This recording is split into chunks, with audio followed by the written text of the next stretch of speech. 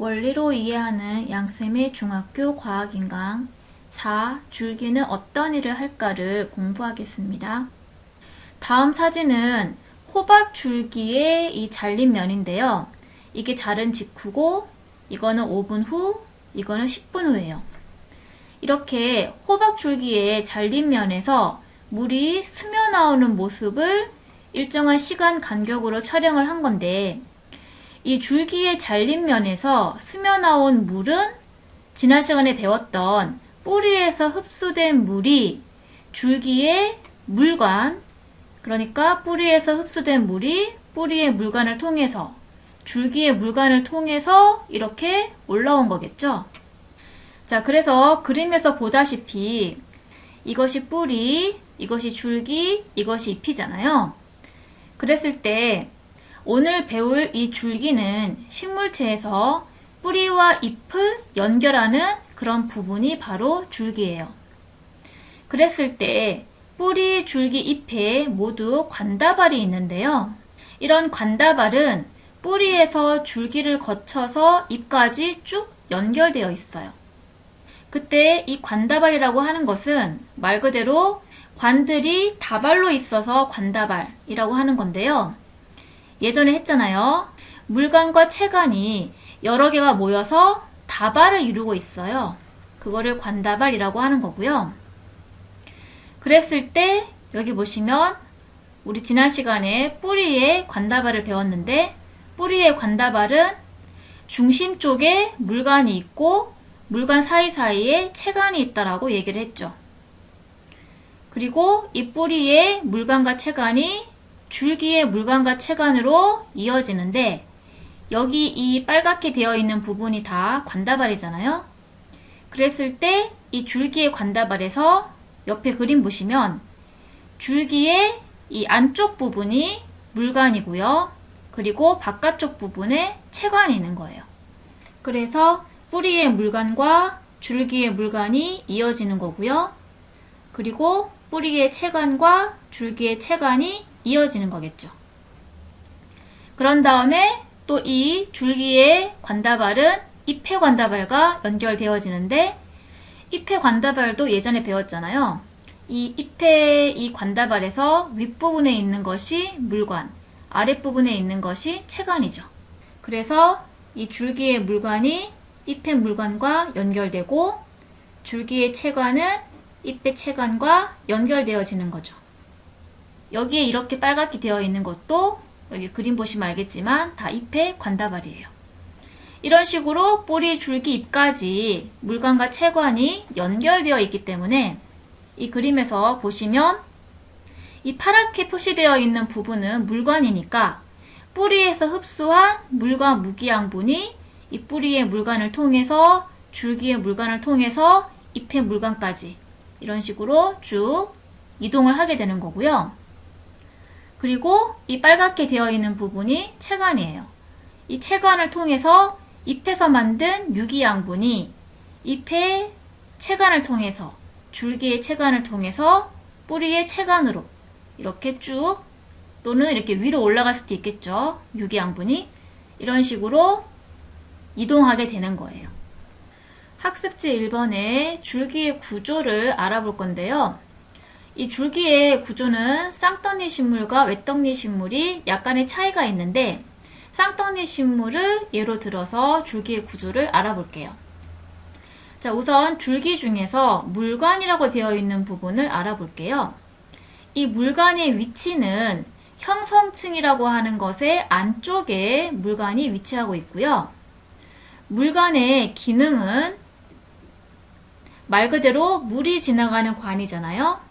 그래서 뿌리에서 흡수한 물과 무기양분이 이동하는 그 통로가 물관이 되는 거죠. 이 물관의 특징은요, 여기 보시면 물관 세포들이 보이는데요. 물관의 특징은 세포벽이 두꺼워요. 이 사진에 보시다시피 이거 전자현미경으로 관찰한 물관인데, 이 세포벽이 보이잖아요.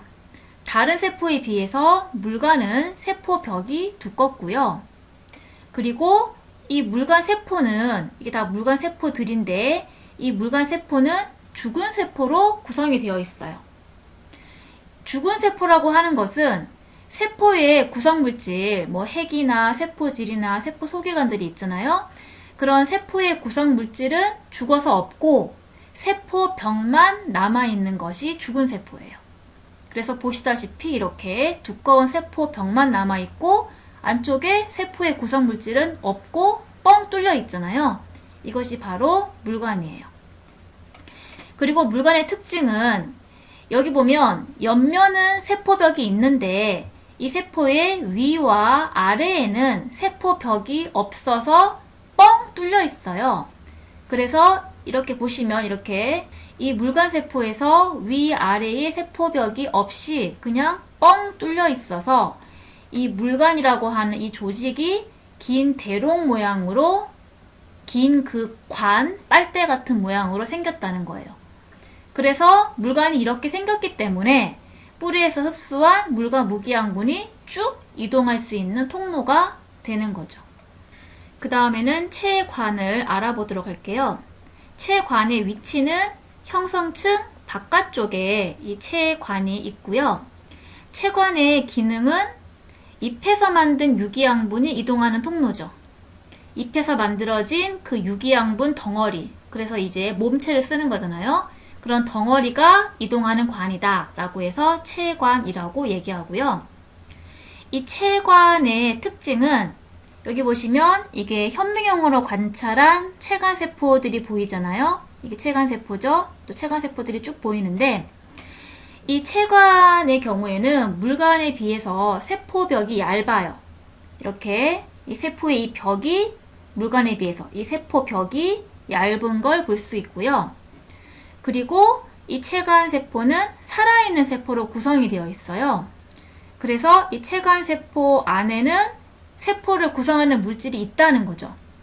세포를 구성하는 물질이 있는데 어떻게 그 유기양분이 이 체관을 통과해서 이동을 할 수 있냐, 그런 궁금증이 생기는데 여기 있죠.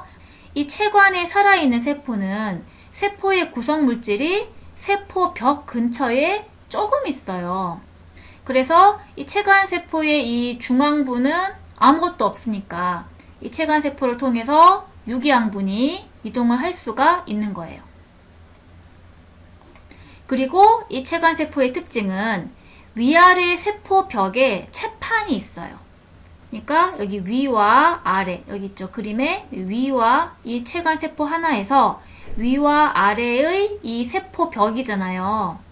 여기 체관세포에서 이 사방으로 이렇게 둘러싸고 있는 게 세포벽인데 위와 아래의 세포벽을 보면 이거를 채판이라고 해요. 이게 실제 사진을 보면 이렇게 채판이라고 하는 게 있는데 말 그대로 채 있죠. 채 모양으로 많은 구멍이 뚫린 판이다 라고 해서 채판이라고 불러요.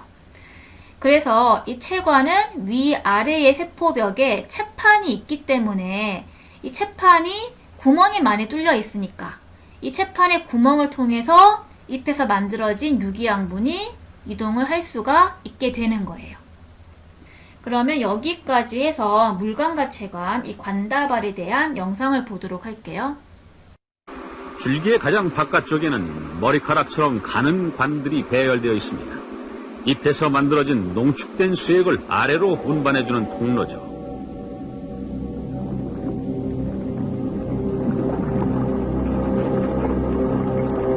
여기 보시면 이렇게 체관에 또 채판도 보이죠.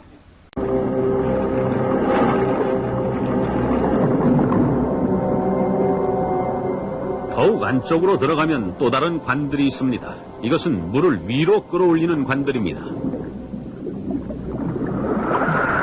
지금 보고 있는 것이 바로 물관이에요.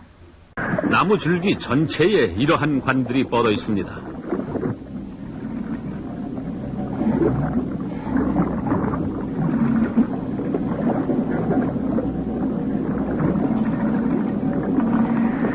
잎사귀에서 물이 증발해 나감에 따라 이 가늘고 긴 관들은 물을 끌어올려 나무의 가지들에 뿜어 올리고 궁극적으로는 잎사귀에까지 물을 공급해줍니다.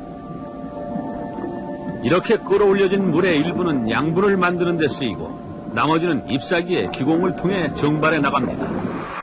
그래서 물관과 체관에 대해서 알아봤는데요. 줄기에서 물과 양분이 이동하는 통로, 즉 이 물관과 체관에 대해서 알아보는 실험을 소개해 드릴게요. 이 실험은 어느 부분에 물관이 있고 어느 부분에 체관이 있는지를 알아볼 수 있는 실험인데요.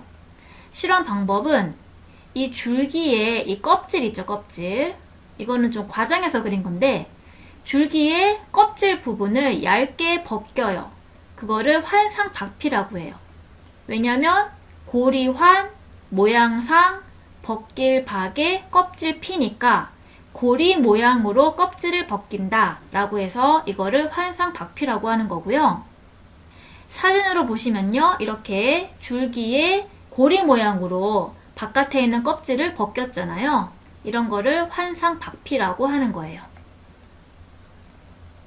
자, 이렇게 환상박피를 하게 되면 안쪽에 있는 물관은 줄기에 존재하지만 바깥쪽에 있는 이 체관이 벗겨져 나가겠죠.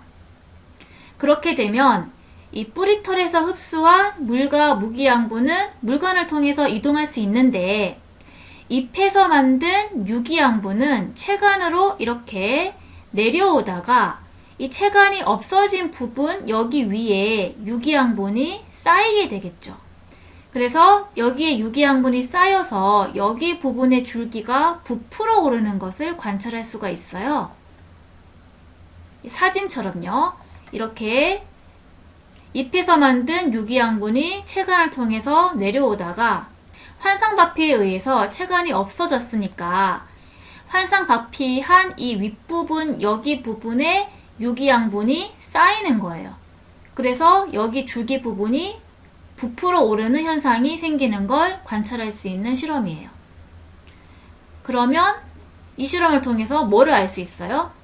결국 잎에서 만든 유기양분은 이 줄기의 바깥쪽, 그 껍질에 있는 체관을 통해서 이동을 하는구나 는 것을 알 수 있는 실험인 거죠. 그러면 이 실험 애니메이션 볼게요. 보이시죠?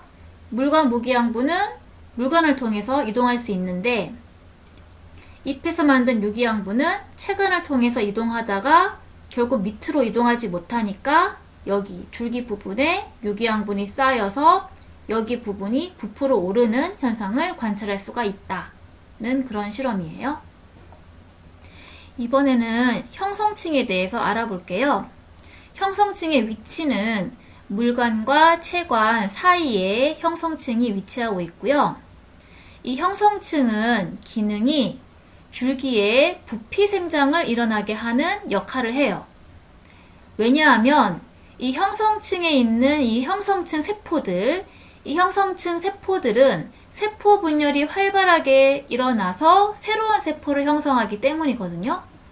그러니까 이게 앞에서 우리가 뿌리에서 배웠던 생장점이랑 유사한 부분인 거죠.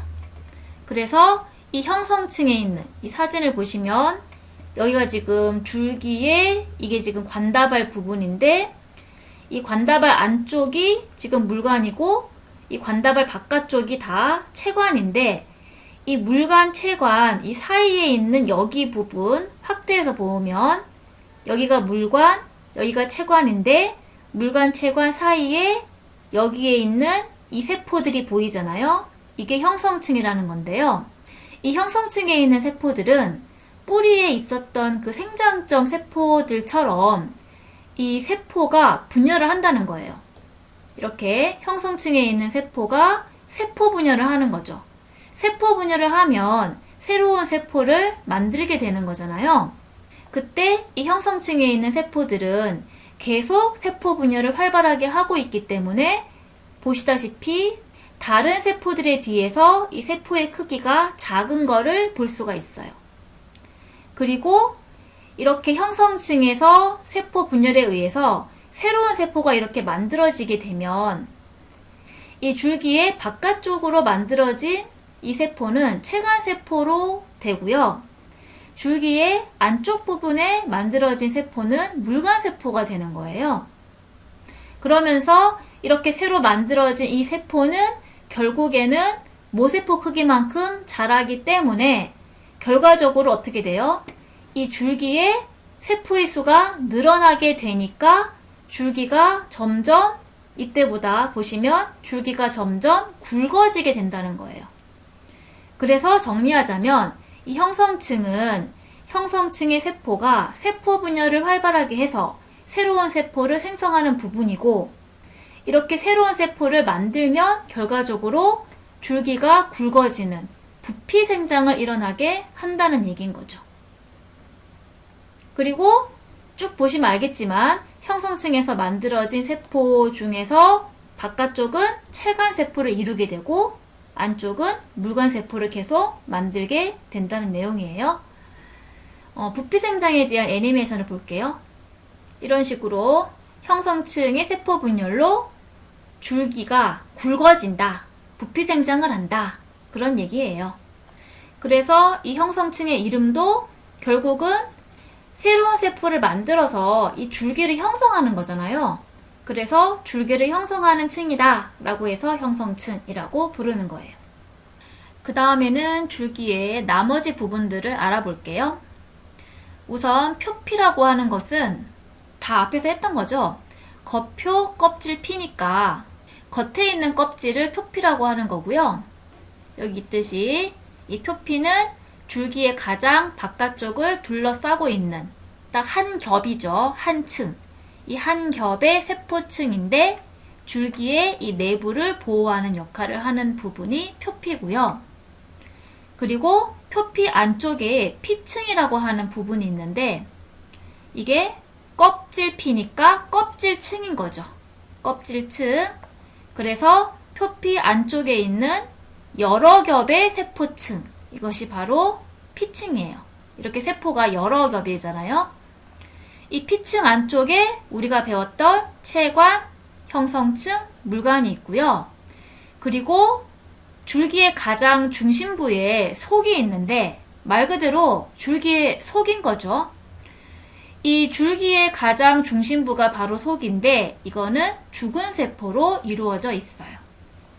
이렇게 해서 줄기의 구조에 대해서 배웠는데요. 우리가 줄기에 있는 관다발을 중점적으로 공부했잖아요. 이 줄기에 있는 관다발은 식물에 따라서, 그러니까 쌍떡잎 식물이냐 외떡잎 식물이냐 그 식물에 따라서 관다발의 배열이 달라요. 그거를 이제 실험을 통해서 알아볼게요. 실험을 통해서 쌍떡잎 식물과 외떡잎 식물의 줄기에서 관다발이 어떻게 배열되어 있는지 알아보도록 할게요. 실험 영상을 볼게요.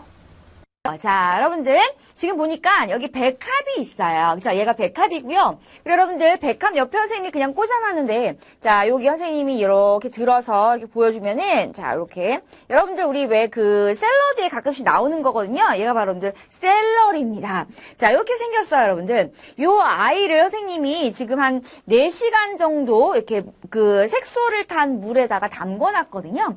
그래서 여러분들 이 물이 이렇게 쭉 올라오면서 보시면은요, 자, 요런 데가 여러분들 붉게 물들었습니다. 자, 여러분들 그 백합의 잎 쪽도 이렇게 붉게 물들고요. 자, 꽃의 이런 가장자리도 붉게 물들었어요. 자, 그래서 여러분들 우리가 이제 줄기를 관찰을 하시면 됩니다.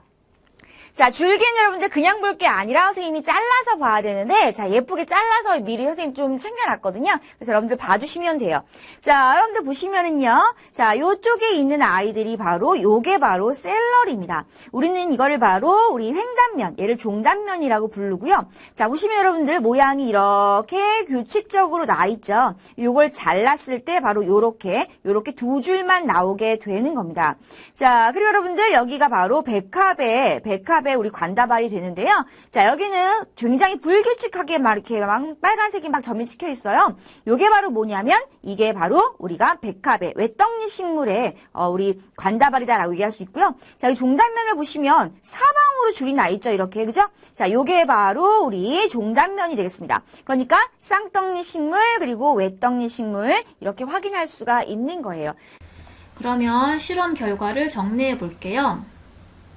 우리가 쌍떡잎 식물인 샐러리의 줄기와 외떡잎 식물인 백합의 줄기를 잘라서 본 건데요. 그때 이렇게 가로로 얇게 자른 면을 가로횡이니까 횡단면이라 그러고요. 이게 횡단면이에요. 그리고 이렇게 줄기에 세로로 얇게 자른 면을 세로종이니까 종단면. 그러니까 이게 종단면인 거죠. 그때 실험을 할 때 이 식물의 줄기를 붉은 색소물에 담가 두었다가 꺼내서 자른 거잖아요.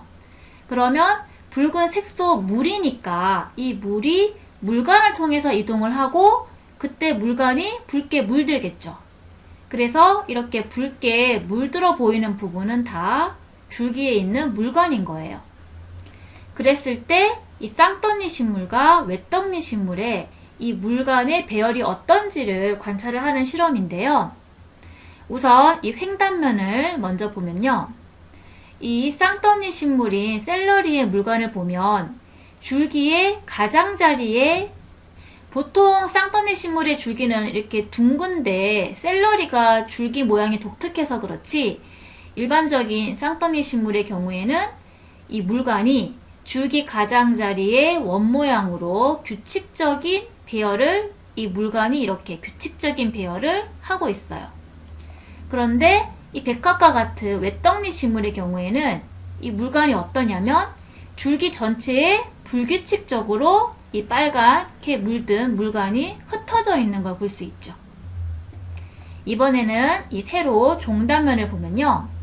쌍떡잎 식물의 경우에는 물관이 줄기 이 가장자리에 두 개의 붉은 선이 관찰되겠죠. 왜냐하면 물관이 줄기 가장자리에 있으니까 줄기 가장자리에만 물관이 관찰을 되어지는데 외떡잎 식물인 경우에는 물관이 어때요? 줄기 전체에 물관이 있다고 했으니까 줄기 전체에서 여러 개의 붉은 선이 관찰되어지는 걸 볼 수 있는 거예요. 그러면 학습지 2번에서 쌍떡잎 식물과 외떡잎 식물의 줄기를 비교해 보도록 할게요. 우리 앞에서 이 쌍떡잎 식물과 외떡잎 식물을 공부했었는데 쌍떡잎 식물은 떡잎이 두 장인 식물을 얘기하는 거였잖아요. 외떡잎 식물은 떡잎이 한 장의 식물이었고요. 그랬을 때 이 쌍떡잎 식물과 외떡잎 식물이 뿌리의 모양이 다르다라고 하면서 쌍떡잎 식물은 곧은 뿌리, 외떡잎 식물은 수연 뿌리를 가진다 라는 것을 뿌리 부분에서 공부했고요. 그런데 이 쌍떡잎 식물과 외떡잎 식물은 줄기에서의 이 관다발 배열도 다른 걸 방금 관찰을 한 거예요. 정리하자면 쌍떡잎 식물은 줄기의 관다발이 규칙적인 배열을 하고 있는데 외떡잎 식물은 줄기의 관다발이 이렇게 불규칙한 배열을 하고 있다는 차이를 보이는 거예요. 자, 그러면 자세하게 표로 정리할게요. 자, 쌍떡잎 식물의 경우에는 우선 관다발을 보시면요. 쌍떡잎 식물의 관다발은 줄기의 가장자리에 원 모양으로 규칙적인 배열을 하고 있다는 특징을 가지고 있어요. 규칙적 배열을 하고 있다는 거고요. 그래서 여기 그림 보시면요. 이 쌍떡잎 식물은 줄기의 관다발이 이렇게 줄기 가장자리에 이 관다발이 이렇게 규칙적 배열을 하고 있는 거 보이죠? 반면에 외떡잎 식물의 경우에는 관다발이 어떠냐? 줄기 전체에 관다발이 불규칙하게 흩어져 있다는 거예요. 불규칙적 배열을 하고 있다는 거죠. 그래서 여기 그림 보시면 줄기 전체에 이렇게 관다발이 불규칙하게 흩어져 있는 형태를 하고 있어요. 자, 또 다른 차이는요. 형성층인데요. 쌍떡잎 식물의 경우에는 형성층이 채관과 물관 사이에 형성층이 이렇게 형성층이 있어요. 형성층이 있으면 형성층에 의해서 새로운 세포가 만들어지기 때문에 줄기가 굵게 자라는 부피 생장을 할 수가 있죠. 그러니까 쌍떡잎 식물의 경우에는 줄기가 점점 굵게 자라는 식물이다. 그런 얘기고요. 반면 외떡잎 식물의 경우에는 여기 보시다시피 형성층이 없어요. 물관과 채관, 이렇게 줄기 안쪽이 물관, 바깥쪽이 채관, 이렇게 물관 채관으로 구성이 되어 있는데 형성층이 없다는 거죠. 형성층이 없기 때문에 줄기가 어느 정도 굵어지게 되면 더 이상 이 형성층이 없으니까 형성층에서 세포 분열을 해야지 줄기가 굵게 자랄 수 있는데 형성층이 없으니까 줄기가 굵게 자랄 수가 없어요. 그러니까 줄기에 부피 생장이 일어나지 않는다는 거죠. 그래서 외떡잎 식물들은 쌍떡잎 식물에 비해서 줄기가 가는 걸 볼 수가 있어요. 여기 식물의 예를 봐도 아시겠지만 뭐 배추나 고구마, 봉숭아, 샐러리 또 뭐 나무 같은 경우에는 쌍떡잎 식물이어서 줄기가 굵은데 벼, 파, 강아지 풀, 백합 같은 경우에는 훨씬 줄기가 가늘잖아요. 그래서 이런 차이가 생기는 거예요. 그래서 이 쌍떡잎 식물과 외떡잎 식물의 현미경 사진을 비교해보면 쌍떡잎 식물은 관다발이 이렇게 줄기 가장자리에 원 모양으로 규칙적인 배열을 하고 있는 거죠. 여기는 속 부분이고요. 그래서 여기 부분을 확대해서 보니까 줄기 바깥쪽에 채관, 줄기 안쪽에 이제 물관이 있고 그리고 그 사이에 형성층, 세포가 있는 걸 볼 수 있어요. 반면에 외떡잎 식물은 관다발이 줄기 전체에 불규칙하게 흩어져 있고 역시 마찬가지 확대해서 보면 줄기 바깥쪽으로 채관, 줄기 안쪽으로 이렇게 물관이 있는 거 그리고 형성층은 외떡잎 식물에 없다는 거 볼 수가 있어요. 자, 이번에는 흰색 꽃 물들이기 놀이를 할 건데요.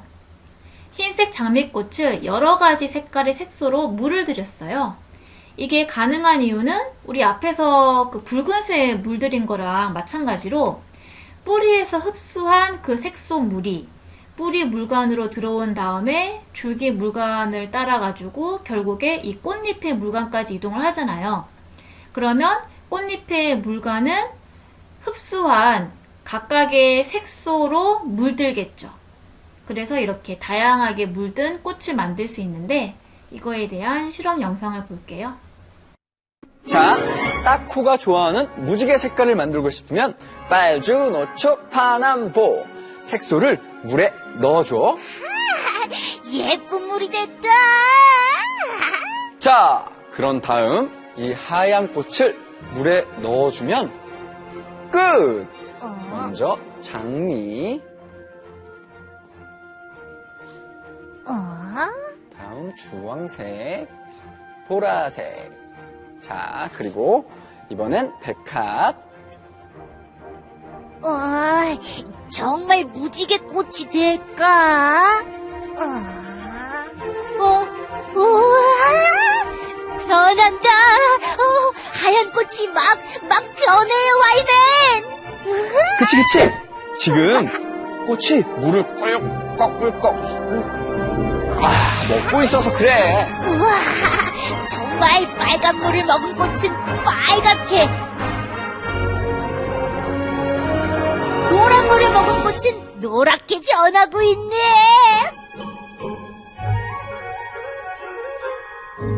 그리고 이 파란 물을 먹은 꽃은 파랗게 변하고 있지?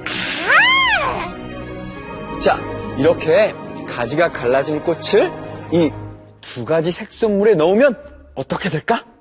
한쪽은 파란 물에, 한쪽은 빨간 물에 넣고 자, 보자. 우와, 신호등 꽃이 됐다. 학습지 3번 줄기의 기능을 마지막으로 정리해 볼게요. 자, 줄기의 기능 첫 번째는 줄기는 지지작용을 하는 거예요. 그러니까 줄기라고 하는 것이 잎, 꽃, 열매 등을 매달면서 식물체의 기둥이 되어서 식물체를 지탱하는 지지작용을 하고 있다는 거죠. 이런 식으로 이 식물의 줄기가 식물을 지지하는 작용을 하고 있다는 내용이고요. 두 번째 줄기의 기능은 줄기는 운반작용을 하죠. 줄기에 있는 관다발을 통해서 물과 양분을 운반하잖아요. 그렇게 줄기는 운반작용을 하는 거예요.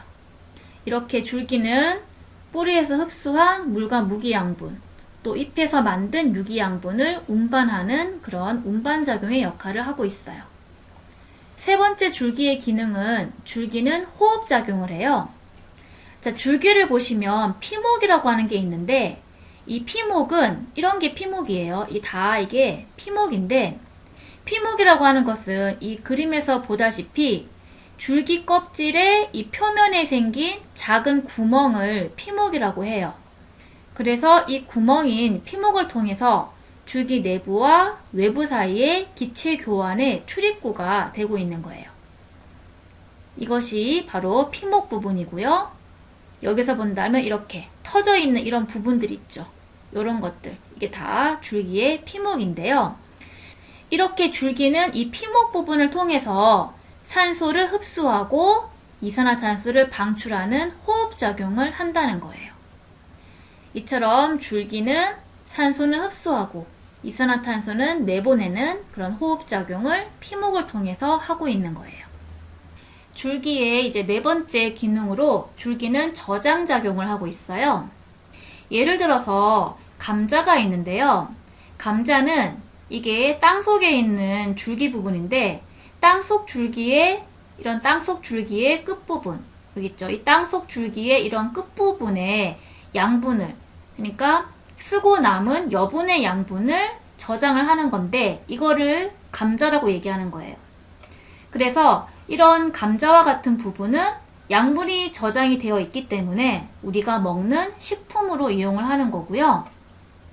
이 사진이 바로 이 감자의 세포인데 이 감자 세포를 보면 감자 세포 속에 저장되어 있는 녹말이라고 하는 그 양분, 알갱이들이 보이고 있는 거죠. 그래서 이렇게 하얗게 좀 굵게 보이는 게 땅속 줄기고요. 좀 더 가늘게 보이는 이런 것들이 다 뿌린 거예요. 이렇게 사진을 보시면 땅속 줄기에 가는 뿌리가 붙어 있는 거를 볼 수가 있죠.